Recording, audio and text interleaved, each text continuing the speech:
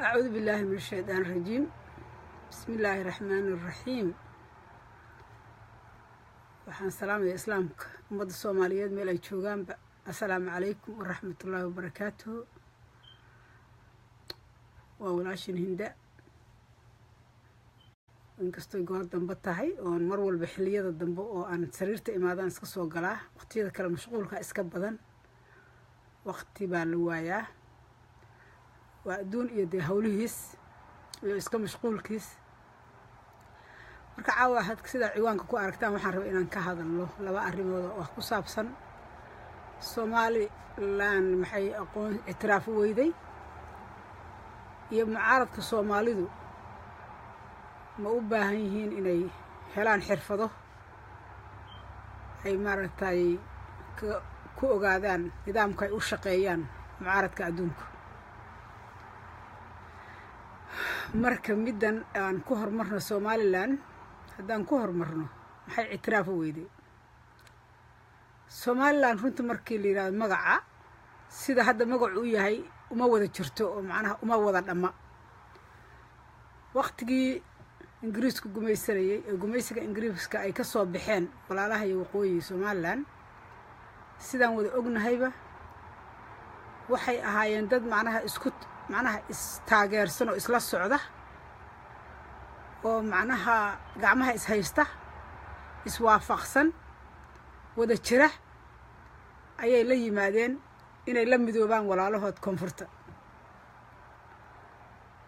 marka xaaladaas waan go'aynaa, waa inay macnaheedu noqoto midnimo sidaas oo kale ah in lagu go'ayo. go'iduna waa inay midnimadaas oo kale la timaadaa.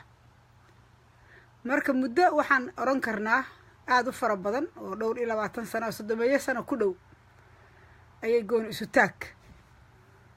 ayay maaragtay ku dhawaaqeen. marka yaa gooni isu taagi kara, yaa qaran noqon kara? horta su'aasha la isweydiinayo waxay tahay war yaa qaran noqon kara? qaranka definitionkiisa macnihiisu muxuu yahay qaran? marka ereygii qaran Somaliland, qaranka jamhuuriyadda maxay hayto iskeed u madax bannaan oo isu dhawaaqday, it's too easy to say. waa wax aad u sahlan in la dhaho,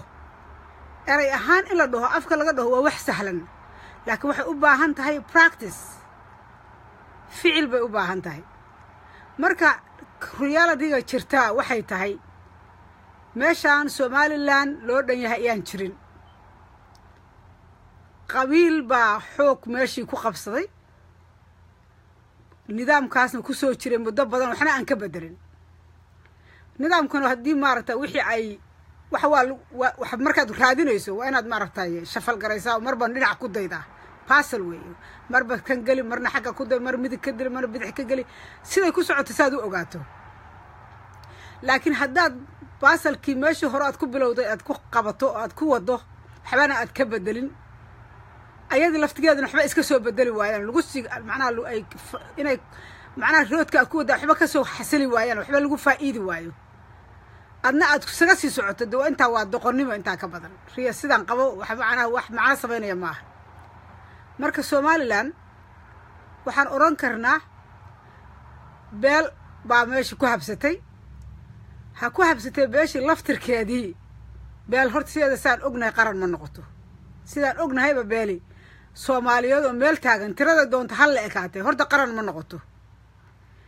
hase ahaatee beeshii laftigeeda iyadoon qaran noqon karin ayay xataa waxay ku kala tagtay maamulkii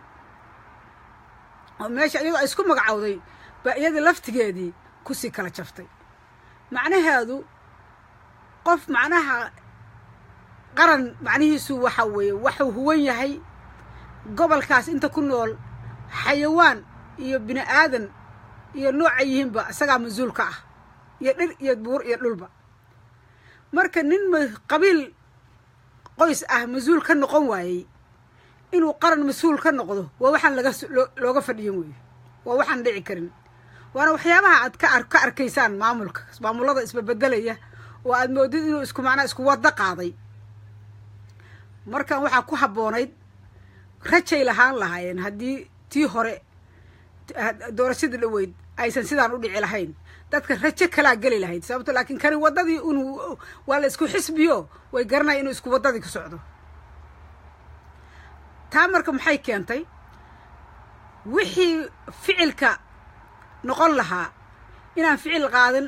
laakiin af iyo propagando iyo media loo adeegsada qaran baan nahay qaran ma tiidin xaqiiqdu marka qaran inaynaan ahayn way soo baxday marka waxyaabaha la isweydiinayo ee ictiraafka u heli weyday waxa way horta Soomaaliland isma haysato waa marka koowaad dadku iyagoo unity markay wax raadsadaan waxbay soo dhacsan karaan laakiin qabiil meel taagan oo beel Soomaaliyeed oo dagaalkii Soomaaliyeedna uu ahaa xarb ahalkaana uu dagaal la sokeeyo ahaa uusan ahayn dagaalo gobol ama la isku dagaalay ee uusan ahayn gabaal uu ahaa gobollo dagaal macnaha qabaa'ilkaas oo gobol walba isla deganaa koonfur hadda isla dagaalay ku isla dagaalana way islaayeen waqooyi kuwa isla degana way islaayeen aaminaadina waa lagu kala tagay taasina macnaheedu waxa weeye kalsooni 27 sano bay haysteen inay soo dhisaan dadka gobolka la dega ee qabaa'ilada Soomaaliyeed ee la dega inay macnaha kalsooni iyo cadaaladnimo tusaan bay ahayd si ayagoo unity ay wuxuu raadsadaan uguna faani karaan uguna gorgortami karaan Somalilanderka laakiin beel intay meel soo xiratay Somaliland magaciina de ka dhigaysa wax jamac oo weyn oo dhul la wada leeyahay ficilkiina uusan meesha ku jirin wixiina dad Soomaaliyeed shaqaano iswada dhashay isla joogo dad la qaldahay isqaldi karana aynaan ahayn wixii waxaasay la socod weydo horta gaalay islaan qof ka yeelahayana ma jiro gaalay islaan cid ka yeelaysa male marka maadaama gaalay islaan cidaba ka yeelay waliga ma soo marka waxa macadow baad u jabsanaa waliga ma dhulkaada oolaysa mustaqbalkaaga iyo caruurtaada soo socotay ku jooga miyaad ku baabiinaysaa dhalinyarada Somaliland waxaan leeyahay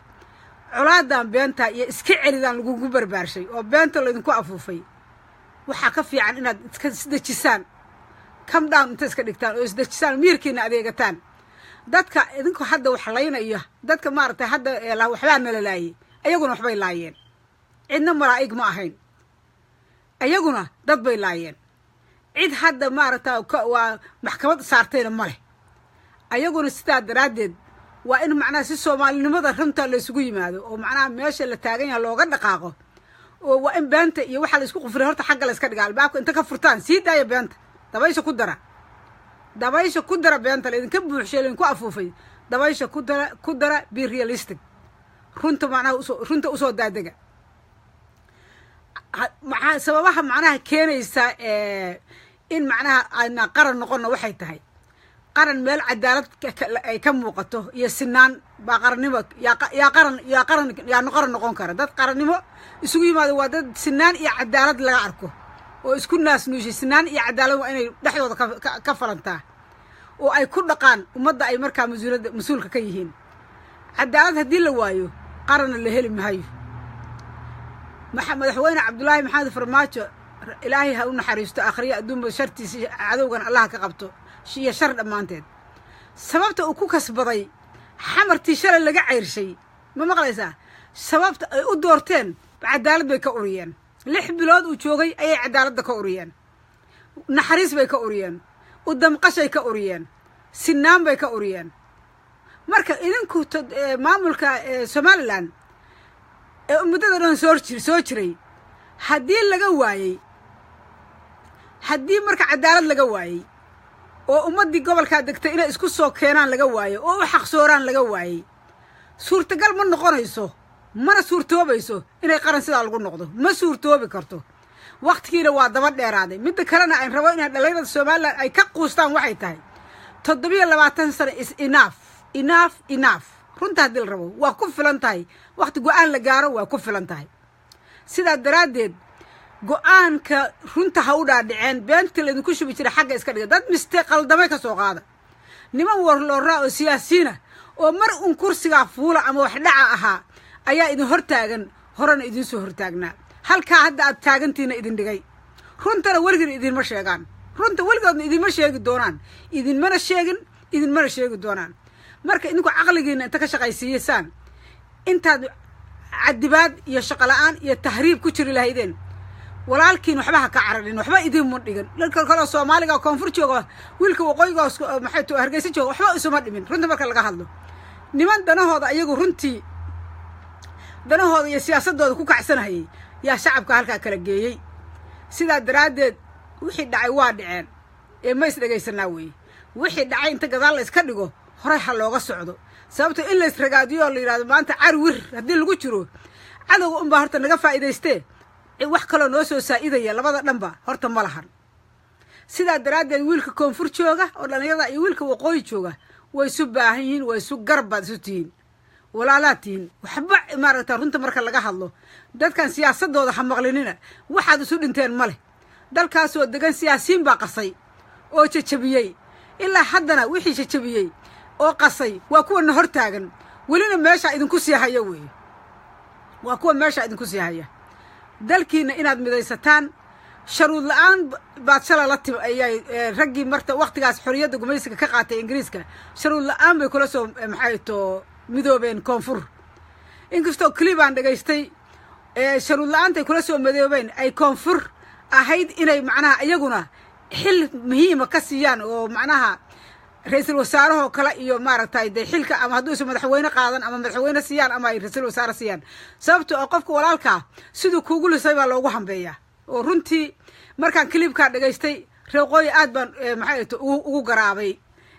arinta maalinka waqtigaas wanaaga ay la yimaadeen iyo sidii macnaha ay wax u tawdeen oo aan macnaha looga kaafin taa marka waa tay 60 waa soo baastay is gone waa dhamaatay wixii baastay waa baastay barasantiga aan ka fiirino maantaan joognaa maxaa noo hirgeli karaa maxaa u dhaqaaqnaa 27 sano halkan waa taagnay اعتراف وارادني مال والبا واقلي ما أنان هلين يعني لو سو خري ولا لها يغا كونفور اوكي كونفور ما ربطو inay go'do inay cidna goyso waxay leeyihiin waxba naga ma go'aan waxba naga maqane in wax nagu soo darsamaan ma ahana waxba naga ma go'aan bay koonfur taagantahay marka maxaa idin dara dhalinyarada Soomaaliland war waayahay maxaad noo ogashiin war anagu waa run walaalaha yaa tihiin waana u jeednaa meesha xaaladdu ka degatay gobolkii waqooyi galbeedna iskuma bahaynee annagii baa xataa kala taagane reeshic saxaaq ba xataa kala istaagay war markuu waayahay welcome war aan wax isku wada qabsano war maxaa naloo ogol yahay war waxbaan tabanaynaa nalaga kaafiyo nalaga shaafiyo waa sax laakiin waxa la idinku shubay run ha u qaadanina dagaal oogayaasha warkooda run ha moodinina waxa la idin geystay iyaga idin geystay waa causation waa iyaga abuuray xaalad iyagu abuureen bay ahayd si ay idinka maskaxdiina iyo hantidiina iyo qalbibtiina iyo shacabkiina u hantaan bayna u abuureen xaaladaas iyada ah in diyaarad lagu soo weerar iyaga abuuray SLM ba abuurtay waxayna u abuuraysaa xaaladaas maraga wiilal ka sheekeynay markaan maqlayay macnaha ninkii hatta la soo dajiyo oo kala dajiyo magaalada loo soo bedelo oo markaa magaalada dajiya oo wanaag ku dhaqa wala toogan jiray meesha waxa mar walba laga abuuri jiray qalalaaso la rabay in shacabka lagu kiciyo dhalinyaraduna ay u goosato SNM oo ay ka soo dagaal gasho hantida iyo maalka iyo maaragtay iyo xoogoodana shacabka loo hanta waana lagu guuleystay sababtoo qabyaalada ku xun Soomaalida qabyaalada aad bay ugu xun yihiin Sheekh Saxaaqna kuma si jiraan baadaan fiirsi waa ugu sii daran yihiin wallahi billaah waa ugu sii daran yihiin marka dadka siyaasiyiinta oo qalbigiina iyo xoolihiina iyo xooggiina ugu talagalay inay ku hantaan danta iyo kursiga ay raadinayaan iyagu oo u gaarka ah ayaa horta halkaana gaarsiiyay maamulkii markaa jirana mucaarad uu iska celin maamul kasto adduunka jira ama dawlad kasto adduunka jirta mucaarad waa iska celisaa waana wax normal mucaarad la iska celiyay buunaha laakiin celintaas causation-ka yaa iska lahaa jamhadaas aan lahayn sababta ayaga lahaa ayaga xaaladaas abuuray kuna talagalay inay halka gaarsiiyaan way ugu talagaleen wayna ku guuleysteen hadday ku guuleysteenna wixii dhacay waaba dhaceen ayaga maxay qabteen cid weydiinaysa male 1991 bay already dawladdaas jabtay okay war 1991 fursadii waad hesheen maxaa dalkii u qabateen maxaa dadkii u qabateen maxaad ku bedesheen maamulkii jiray markaa oo dalkan iyo shacabkiisaba wuxuu hayay maxaad ugu bedesheen fursadii markay idin soo martay cid la weydiinaysa ma jirto isaaq wuxuu xirtay xayndaabkaas anuu dhulkayga baan nabdaystay burcay hargeysaad nabdaysatay dhulkii kale oo nabad kamaada dhigin kuma doonayaan beel baa tahay beelo kale oo col tihiin baa meesha kula degan waad heshiis baad ka keeni weyday waxaad keeni weyday fursad aad ku hanato gobolka intuu kula deganeed oo aad tiraado walaalayaal waa kan wixii naga dhaxeeyay haya idinkuba qaybiyo waa kara hooyo qaybiya kalsoonida ilaa muhiime marka waxa weeye waxaad noqoteen ruwaagii maxay tahay markii libaaxii cuntada loo qaybiyo habar dugaaq cuntada u qaybi la yiri oo maartay dawac mid walba marka ay wax walba tiri intaan haaf libaax baa leh haafka kale libaax baa leh si kala baro libaax baa marka waxa dhan beershi reeshi isxaaq baad siiseen hadda inta ka darto dib dhashay yaa jeegaan la siiyay iyo laba bahood bas marka waxa inta halkaas sii maraya oo maartay isu keen waay gobolkii waqooyi galbeedna isu keen waay beelihii degay oo qancin waayay oo isaaq dhexdiisii qancin waayay ma qaran baa lagu noqon karaa bay idin la tahay aqliga saliimka ka shaqaysiya qabyaaladu iyo idinka xoog badanin qabyaaladu idinka xoog badanin marka ninkan reesha xaq waxba ku ogolayn koonfur wiil jooga haduu wax ku ogolay maxaad ku diidaysaa waxaad ku diidaysaa sheego kaaga duwan yahay mid aan waxba ku ogolayna aad ugu raran tahay mid koonfur jooga wax ku ogolna aad u diidan tahay bal adigu fakarkaaga ka shaqee maxaa ku haya waa xanuun waa inaad quraan isa saartaa waa inaad ilaahay u noqotiin oo aad caafimaad ilaahay ka baridiin dadka waliba aadka kuwa u xanuunsan baan arkaa marka inaad qoqooyi wax ku doonataan iyo koonfur dhibaato ma laha waa laba gobol oo maaragta Soomaaliyeed laakiin dagaalku markaa uma dhicin nidaamkaas macnaha meesha dawada laga raadinayo nooca ma noqon karto qabaa'il baa la isku dagaalay waa in qabaa'il loo heshiiyaa gobolada qoqooyi dadkii isla deganaa isaaq waxay inay gacanta ku soo dhigaan oo ay soo mideeyaan oo ay wanaag iyo nabad ku soo dabaalaan oo ayagiyo raalli isku ah ma maqlaysaa isla yimaadaan bay ahayd ma dhicin isaaq bay sii kala jarteen marka taas qaran laguma noqdo maadaama wixii qaran lagu noqonayna la isagama soo taagnaado macnaha waxa ma dhamaato lagama dhigo waa iska taagnaanaya meeshaasaan taagnaanaya ilaa ictiraaf ilaa qiyaamaha taas waa wax laga fiican yahay waana wax cadow badan uga faa'iideysanayaan dalka Soomaaliya badihiin iyo khayraadkiin iyo kalluunkiin iyo ciidiin iyo dhagxaantiin iyo macdintiin baa la guranaya idinka un baa isku jeeda ictiraaf Soomaaliya kaaga fiican walaalaha adoo raaca kaaga fiican ictiraaf aad weyday oo 27 sano ka quusatay inaad quusataa fiican inaad iska soo taagnaato waa laga fiican cimrigaaga waa socdo cunuga waqtiga dhashaa 30 jir ah marka waqtigii wixii tagay waa tageen waana u jeedaan Somaliland inaysan ka suurtoobin qaran asagoo isku maamuli karo oo Somaliland hanan kara waa ka suurtoobi waay 27 sano sida daraadeed midnimada inaad qaadataan oo Soomaaliya awalba mid bay ahaydeen labadan gobol ah midnimadiina aad ku soo noqotaan dalkiinana aad iyo dadkiinana aad la shaqaysataan xanuunkan leedinku buufiyana ilaahay dartiina idinkuna iska buufisaan oo aad ka tukataan taariikhdana aad dhowrtaan iyo waxa dhabta horta taa ilaaliya marka siyaasi waxba idin ma sheegayo siyaasi dantiisu mar walba waa u dhiman tahay mar walba lug baa u laaban inuu adigu ku hagar baxaa sugin kii wax ka qaadan kara uu ka qaadan kii kugu duuli karaan uu kugu duuli marna macnaha asagu favor kuma sameeynayo magac haduu qabiil kugu duuli karo waa kugu duulaya haduu gobol kugu duuli karo waa kugu duulay marba meeshu wax ka tusi karo oo asagu kugu kaxaysan karo ayuu kugu kaxaysanaya horta oo awrkiisana ku kaxsanaya inta ina fahamtaan way dhan yar ilaahay ka baqa inta fahma inta sabada ku xaqrantay yaa tirinay siyaasi tirinayo le tolbeelay rag baa naga dhamaaday ma aragteen maya kii taagan buu ku shaqaysanaya shaqadiisa ma kii dhinta waa dhinta I don't care kan taagan baa kiisaas kaasu ku shaqaysanaya iyo islaanta yaro meesha yaanyada ku gadanayso leeyahay talbaale waa leeyahay weeraraya reebel baa tiiniyo waxba leedin ka qaatay waxba leedin ku dhuftay waa been asaga wuxuuna in ka qaatay asagana idin ku dhuftay waxa uu sheegayo idin ka maqan asaga idin ka haysta dibka la uu sheegayo asaga idin geystay haddaad aaminaysaan way oo aad maskaxda ka shaqaysiinaysaan hadduu wanaag idin hayo hadda 27 sano yaa looga fadhiyay waana laga laayay sida daraadeed dhalinyarada waxaan leeyahay waqooyi galbeed inay maaragtay indhaha furaan inay maaragtay runtii ay macnaha ay midoobaan Soomaaliya la midoobaan dhalinyaradooda Soomaaliyeedna la midoobaan goor isu taagan iyo ictiraafkan madhalayska oo dhinaca u dhaqaaqeen oo foosha ah oo waligeed dhalanayna iska iloobaan waxay ka cararaan walaalahood meeshan maba taalo runta marka laga hadlo waxa la idinku shubana waa wax beena taariikhduna ma ahan wax beena la idin soo colaad beena la idin galiyay marka ilaahayna wuu nagu cinqaabay Soomaaliya dhan ba beenti iyo haadi iyo reehbal qabtooydi ilaahay waa ku cinqaabay wallahi cinqaab dheer boo nagu dheeraatay walibana ilaahay nooga naxariisto marka inta in la fahmaa muhiim ah taas waxaan u soo jeedinayaa mar walba ku boorinaya dhalinyarada yarka oo xanuunsan oo Soomaaliland ka soo jeedoon arkay inay sida isku dhaamaan inay ilaahay ka cabsadaan inay taariikhda hoos u dayaan inay xaqiiqda ay darsaan xaqiiqda inay darsaan waxaan ku qufulan iyo iska celida inay iska iloobaan walaalkood way koonfur waa walaalkood cid kala taqaano male meel kastoo adduunka aan tagna Soomaali baan ka nahay cid idin kala sheegaysa cid idin kala qaadaysa male waad ogtihiin sidaa daraadeed hoos u soo dagaadaga walaalihii way koonfur xaba ka cararinina waxna ismiina dhimin wixii siyaasad iyo niman macnaha siyaasiyiin ay qaribeenna yaana dhulka aan halka iskaga ilowno sababtoo waxba masaa'idinayso ana iscafinaa muhiim ah waxna qaybsano waxna isla annaga meesha isla leh cidna kala taqaano male isku doonna waa saaranahay sidaa daraadeed si dhalinyarada waxaan mar kale u soo jeedinayaa inay macnaha ka waantoobaan qabyaalada foosha xun iyo maarta qoloqolada iyo goosiga iyo problemka ay mar walba macnaha ay macnaha baraha bulshada ugu ololeynayaan waa ka waaninaya taas waa midaas Somaliland meeshaan wax la dhahaa waa dhamaatay mid hadda kadib dhalata waa meesheeda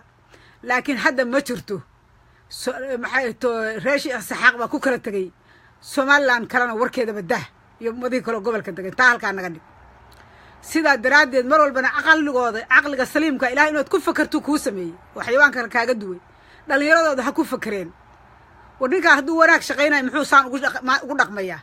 muxuu kii kale walaalkiis wanaag ugu ogolaan waay muxuu kii kale daraskiisa u soo dhaweyn waay muxuu macnaha wuxuu la leeyahay ula sheer gareyn waay muxuu u kalsooni galin muxuu u siin waay marka ma jirto markii horeba macnaha waxay ahayd markii hore xaq darro lagu qabsaday wixii xaq darro ku yimaadana de xaq darradaas ku dhamaadaan oo xaq ma noqdaan burburintii dawladda dhexe la burburiyay baa xaq darro ahayd oo wallaahi xaq darro ahayd mar ilaahi baa xaq darro ahayd waxaan kuu sheegayo tusaale kuugu filan waxa ay muuminka laba god lagama wada qanino dadka haddii maxabsiyaad barre dawladdiisa ka gardaraayeen jannadii bay gali lahayn Soomaali jannadii bay tagi lahaayeen maya kuwan ictiraaf bay heli lahaayeen kalsooni iyo ummad isu timaado oo kooban bay heli lahaayeen waxa tafraaruqa iyo dhibaatada iyo Soomaaliya ay la soo kabsan weyday markii hore xaaraan lagu dumiyay dawladdii hore oo aan wax xaq ah iyo wax balaana iyo wax qorshe midna ummadda Soomaaliya aan loogu talagalin hoog iyo baana waa la baday iyo dhibaato waa la galiyay inta ku filan wax ilaa hadda dhibkii bay waliba la hortaagan yihiin oo aan la garan laayay waliba waa la fahmi laayay taas mashaakila sida duubka iyo madaxweynaha laga dhigtayba marka taas waa midda aan ka leeyahay Somaliland lama ictiraafi doono mala la ictiraafin 27 sano sababtoo ahna waxay tahay qaran ma ahna waa qabiil qoys waliba jifo ah way jifo isugu soo aruurtay isagoo awal qabo qoys ah boo jifo isugu soo aruuray warku waa saas marka ku dhamaaday Somaliland Allah ya arhamar raahimin Soomaaliya ha noolaato Soomaaliya ha midowdo taas waa midaas mucaaradkan wax ku dheheen marka mucaaradka Soomaalidu horta mucaarad ma lagu tilmaami karo anigu kulay mucaarad waa un afkiiba iska bartay ma ogeey dadka mucaarad lama wax waa magac kale leeyihiin magac kale ayay leeyihiin horta mucaarad xaq mucaaradka adduunka laga yaqaano waa mucaarad shacabkiisa u danaynahaya oo siyaasadda markaa qolada markaa muxaafadka oo meesha haysata kula tartamaya waxyaabo macnaha ay macnaha kula tartamaan oo ay ka gadi karaan shacabka oo ay leeyihiin war qoladaani waxaan ku fashilantay anigu sidaan u dhigayaa casharkaas haddaan fursad u helo nidaamkaasan u dhahay nidaamkaasan uga dabaalanay nidaamkaasan u hagaajinay nidaamkaasan wax ku bedelaya maanta adduunka lagu yaqaanay mid leh qayra iyo farmaajo waa fashilmeen qalbi dhagax baa la dhiibay hablaayo waa fashilmeen fashilmo aakhriya adduunba alla idin fashili ayaga fashilan marka waa wax macnaha u adeegayaal dad macnaha qashin oo caloosho u shaqaystayaal oo bay u adeegaan waa dad calooshooda u shaqaysanaya waa dad gumaysi u shaqaysanaya dad macnaha dalkan Soomaaliya u shaqaynaya ma aha dad dalkan Soomaaliya wax la doonaya ma aha wax u soo wada ma aha marka horta mucaarad yaan lagu tilmaamin ku daba dhilif iyo maxaa la oran jiray wixii shaayaha u shaqayn jiray kaarina ma ahayn wixii shaayaasha u shaqayn jiray oo daba dhilifka waligood waa jiri jireen magacyadooda bal isoo xasuusta marka nooca weeye mucaarad lama yiraahdo mucaaradka adduunyada waxa weeye laba xisbi weeye xisbuna waa muxaafid xisbuna waa mucaarad waa sax mucaaradku wuxuu ku xisaabtamaa waxyaabaha macnaha xisbiga markaa joogo oo muxaafidka ahi uu macnaha kulliito inuu maarta bulshada u iftiimiyo yiraahdo kan iyo kan buu kulliitaa anigu haddaan fursad u helo kan iyo kan aan ku bedelasaan aan u wanaajinaya oo waxyaabahaas aan ku wareejiyo waxaasaan ku cadeynay inaan wanaajinayo laakiin hebel baa fashilay dooro habartii ay baadiyo uga afqoronto waxa khayriyo farmaajo nidaam dawlad ma yaqaanaan waa wax mooryaanimo ku dhashay waa wax ma xaaraan ku koray marka macnaha xataa nidaam dawlad u shaqayso iyo haykalkeeda lama yaqaano wax kasta waxay u qabaan nidaamka dawladda dhan habartii meel dun irbad galinaysa in khayray u galinaya iyo farmaajo labaasay u qabaan habartii meel kab uga kaado khayriyo farmaajo ka gooyay ku dhih nidaam loo shaqeeyaa misan aqoon marka nidaamka dawladnimada in la bartaaba iyo haykalka u shaqeyso iyo hay-adaha iyo dastuuriga ayaaba muhiim ah dadkayga intaas aad bay marka uga dambeeyaan hadda sidaa daraaddeed anuu mucaarad kuma tilmaami kara caloosha shaqaystayaasha waxaan leeyahay shacabka soomaaliyeedow kan guriga ugu dhowow oo dariska la ahow adigu yow ku dhaafin intaaba qolo kale usoo gudbin adiga yow ku dhaafin adigu qabo sababtoo adigana wax kuma ogola cunugaagana waxuma ogola kii maxay dariskaaga oo kalena waxuma uma ogola anyway asaga unbaa wax usoo ogol iyo markaa gumaysigii wata oo meesha ku haynaya asaga oo wax u saxiixayo dhulka iyo wuxuu maaragta asaguna ay kala gadan karaan ay kala gadanayaan kaa unbaa asaga wax isu yihiin annagana waxba nooma aha diirka hadday nala wadaagaan waxba nalama aha afka hadday nala wadaagaan waxba nalama aha ina hebel hadduu yahay waxba nalama aha waxba nagama qosay hadduusan kaa naxayn qofkaan shacabka soomaaliyeed ka naxayn una danaynayn waxba nooma ahan annaguna waa inaan ka digtoonaanaa annaguna waa inaan iska kaashanaa annaguna waa inaan fahamnaa marka qalbi dhagax baa la dhiibay yaa sheegahaya waa ujeed baa laga leeyahay dawlad baa u soo baxday niman ilaahay khayr qabaa ilaahay maanta soomaaliya ku caymiyey musuq maasuquu la dagaalay cirdigii iyo sharaftii soo celiyey ee maxaabiistooda u soo xareeyey hawooyinkooda u soo celiyey dhallinyaradooda u shaqaalaysiiyey ciidamadooda u dhisay waxaysan weligood 27 sano arag baa ilaahay u soo ceshay oo fursad ah marka fursaddaa dad bay dhibaysaa oo gumaysiga iyo caloosha shaqaysta ah oo inuu kaligii labisto oo kaligii boorsada buuxsado jecel oo kaligii carruurtiisa noolaata jecel dadkaasaa nagu jira dadkaasaana naga mid ah dadkaasaana dawladdaani runtii dhibaato ku tahay iyo carqalad ayagay ku tahay marka walaale markiina waa dharagteene markaan waa markii maatada iyo danyarta markii maatada iyo danyartaa la gaaray cagaha dhulka ha la dhigo noo kaasya marka yaga waad soo dharagteen waad soo dhigateen saraad dhisateen carruurihiina meelba idiin buuxaan barakacyaasha annagu joognaa carruurtayda barakacyaashay joogaan iskool ma dhigtaan ee maxay tahay hooyaan ku hoysano ma haysano andaan hooyooyin nahay marka adigu marka taadii buuxsatay dhiishayna walaayo markaan annaga dhiishaydii baa la gaaray noo kaadisha nadaaya yaanaan cidyaha la isla gelina nadaaya kuwa baraha bulshada mucaaradka u shaqeeyaan u sheegayaa iyadana halkan wax hadda kadib runta marka laga hadlo wixii propaganda been ah qofkii wax runa dawladda ku mucaaradaya xaq buu u leeyahay laakiin wax beena dadka halkaas soo dhigahaya screen shot baan ka qaadanaynaa waa duubanaynaa waa record garaysan waana ku dacweynaynaa period haddaba ha la ogaado soomaali hadhow ba is eedaa haddaba ogaada waxaad dhuusan moodaysaa xaariyo idinku noqon been la soo maloogay oon hadhow markii caddeeya laynu dhahay ina caddayn karin ha soo gelinina halkaas haddaba waa idiin sheegaynaa sababto maalin walba waa arnaa wax beena waxba ka jirin baa lasoo aruurinayaa muxuu qofkaasi ka shaqaynaya maalin walba isxaan noo samaynaya loo iska kaa celinaynaa soomaali danahaaga iyo howlaha dekadaad u tahay soomaalina lama tiid sababto annagaad naga nixi lahayd dawladda iyadaad noo maxay garab gali lahayd annaga waad noo danayn lahayd nimankan dawladda jooga shalay yimaadeen berrina waa tegayaan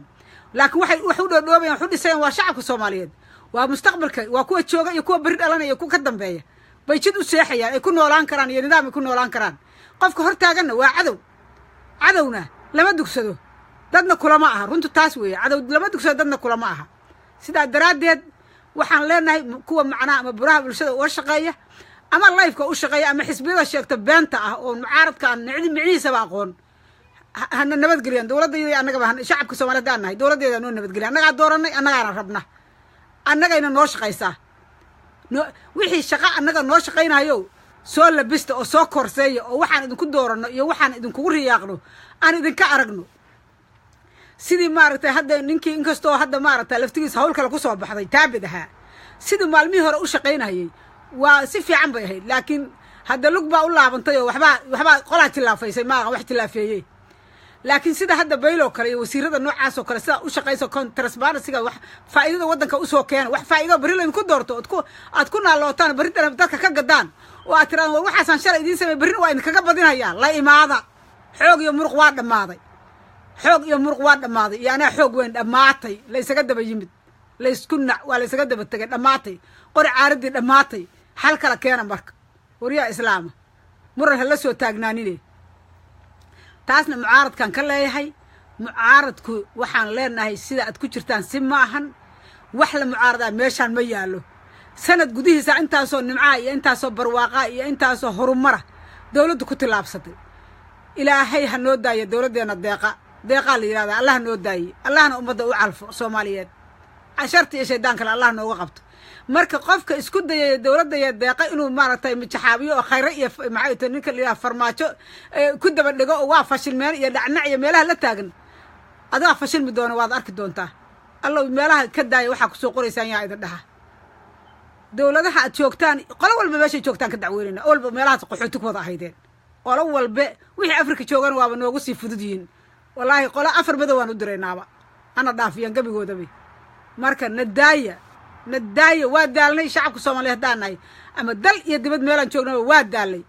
annaga qurbaha ku dhimanayna carruurteedaan ka kaxaysana waa rabnaa kuwa kalena barakacyaashii dhibaatada haystatan iyo qaxootiyaasha ku xaraysana kenya iyo maalin walba xeryaha laga xiranayo maalin walba baabi'inayana inay laabtaan waa rabaan dhul iyo dad iyo dowlad bay u baahan yihin noo daaya dowladdiina iimaanka allah idinka qaadiya noo daaya dowladda iyo islaamka haddaad ku jirtaan iimaanka allah idinku sugee naga dhaafaya marka nimankaasna intaasaan ka leeyahay caawa anigu awalba labadaasaan u soo galay somalilan sababtay ictiraafka u weydana waa mar kalean ku celinahayaa waa dadaan qaran noqon karin waa dad qabyaala dilootay waa dad qoloqolo iyo maaragtay qoys ka dhammaan waayey qaranna saa laguma noqdo qaran waa midkaas cabdullaahi maxamed farmaajo afarta koona soo maray kii necbaa iyo kii jeclaaba isku si ugu dhagax dhigay mashaariicda ma kala jecla asaga waa isugu mid ogna inuu mas-uul ka wada yahay ogna inuu madaxweyne u wada yahay ogna inaysan wax u kala sokayn marka madaxweyne kaasaa la dhahaa dowladna noocaasaa la dhahaa ma fahamteen idinkuna sidaa horta usoo barta sharciga somalilaney dadka sheeganahayo maamulkow sida wax loo xukumo iyo waxa qaran noqon karo qaran nidacu u og yahay soo barta qaran qolo iyo qabiil qaran ma noqdee soo barta qaran macnihiisa allahan idin waafajiyo asagaa waafajinta iska leh soomaaliyana ha midowdo ha israacdo ilaahay idankiis ayagoo mid ah kuwii ka maqanna alla ku soo daro labadaanna alla mideeya ilaahay weydiisanay saasaan marka caawa uga sii baxayaa haddii ilaahay yidhaahdo dhammaantiin walaalayaal waa idin salaamay assalaamu calaykum waraxmatullaahi wabarakaatuhu dhammaan kooxdayda midnimo qaran waa salaamay oo guddoomiye jj u horreyso iyo inta samaha jecel oo soomaaliya wanaaggeeda jecel oo dhan waan salaamay dhammaantiin assalaamu calaykum waraxmatullaahi wabarakaatuhu saaxiibadayda siyaadal waa idin wada jeedaa